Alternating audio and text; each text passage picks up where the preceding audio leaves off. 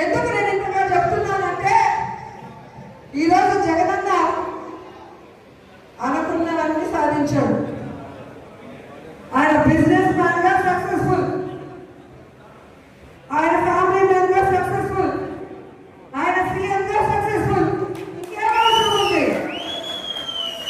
కానీ రాష్ట్రంలో కూటమి ప్రభుత్వం వచ్చిన తర్వాత వాళ్ళు చేస్తున్న అరాచకాలు, విధ్వంసాలు చూసి మనని నమ్మిన కార్యకర్తల్ని మనం కాపాడుకోవాలి, మన కోట్లేసిన ప్రజలకు మనం అండగా నిలబడాలన్న చిత్తశుద్ధితో ఆ రోజు నుంచి ఈ రోజు వరకు పని చేసుకుంటూనే వెళ్తున్నారు. అలాంటి వ్యక్తి కోసం మనం పని చేయడం వద్దా? మరి ఎవడో కేసు పెడతాడని ఒకడు, ఎవడో జైల్లో పెడతాడని ఒకడు ఉద్యోగం తీసేస్తాడని ఒకడు ఇలా భయపెడుతూ మనని ఇంట్లో కూర్చోబెట్టాలనుకుంటున్నా కూటమి ప్రభుత్వానికి మనం చెప్పాల్సింది ఒకటే, నువ్వు కేసు పెడతావా పెట్టా, జైల్లో పెడతావా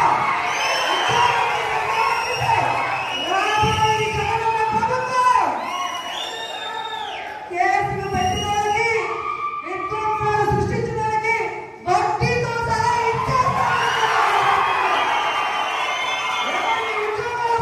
వాళ్ళందరికీ కూడా గుడ్ బుక్ లో పేరు వేసి వాళ్ళకు ఉద్యోగాలు వస్తాయి. ఎవరైతే ప్రభుత్వంలో ఇబ్బంది పడ్డారో ఆ ఇబ్బందుల నుంచి వాళ్ళకి బయటపడేసి వాళ్ళకి ఫస్ట్ ప్రయారిటీ ఇస్తామని కూడా ఈ సందర్భంగా తెలియజేసుకుంటున్నాం.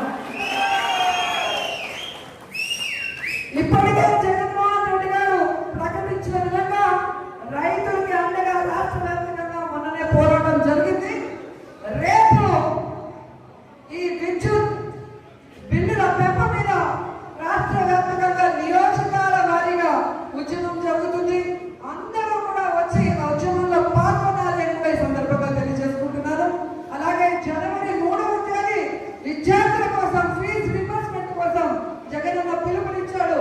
అందులో కూడా మనం అందరం పాల్గొనాలి, ఈ ప్రభుత్వానికి బుద్ధి చెప్పాలని కూడా ఈ సందర్భంగా తెలియజేసుకుంటున్నాను. ఎందుకంటే మనం సైలెంట్ గా ఉంటే పచ్చ ఛానల్లో అబద్ధాలు చెప్పడం తప్ప ఇంకోటి చేయదు. ప్రజలు ఎలా ఇబ్బంది పడుతున్నారు, విద్యార్థులు ఎలా మోసపోయారు, మహిళలు ఎలా కన్నీళ్లు పడుతున్నారో రాష్ట్రం అంతా తెలియాలి. ఒక ఉద్యమంగా ఈ కూటమి ప్రభుత్వాన్ని ముంచేయాలని కూడా ఈ సందర్భంగా తెలియజేస్తున్నారు. ఈరోజు